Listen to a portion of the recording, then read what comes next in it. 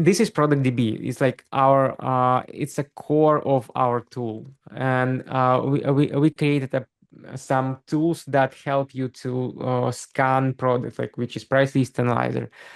We created a Chrome extension which allows you to analyze products by yourself, but we were missing one last piece. Is like product DB, because selling on Amazon is about products, and we had everything except products. We have every different tools that help analyze products, but we never store this information in a single convenient place.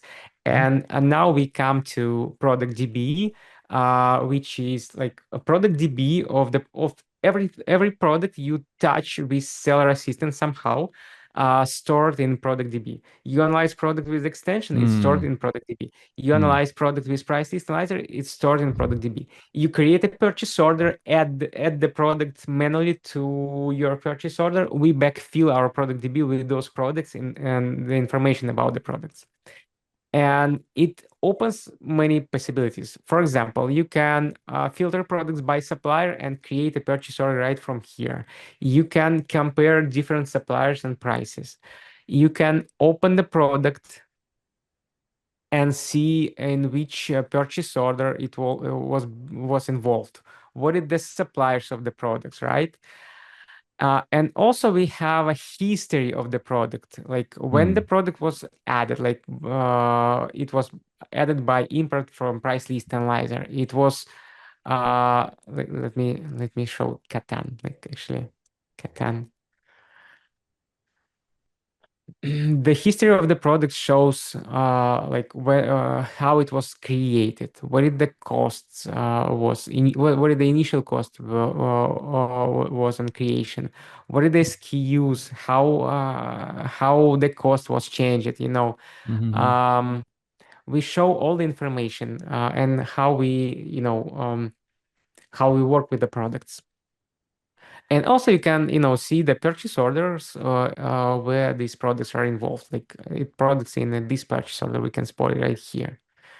And for example, at this supplier, we don't have SKU. See, like let me BCD, EFG 456, something like that.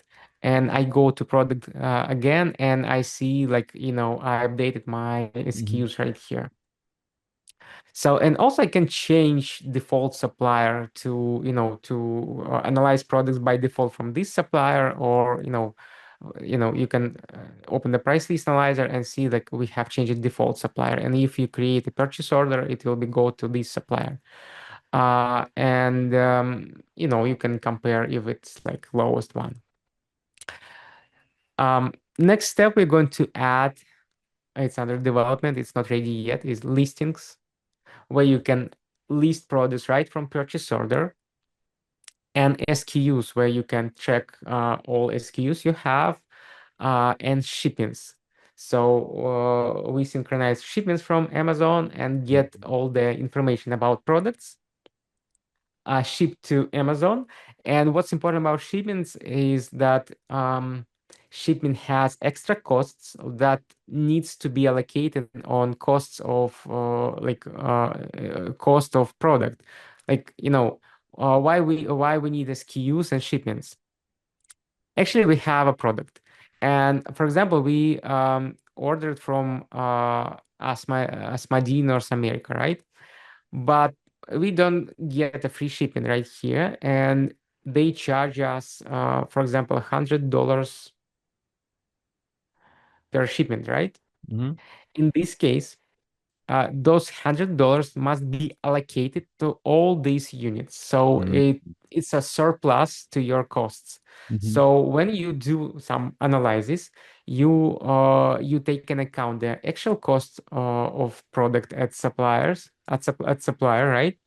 It comes from purchase order. Also, we allocate those costs, shipping costs, to SKU level right here.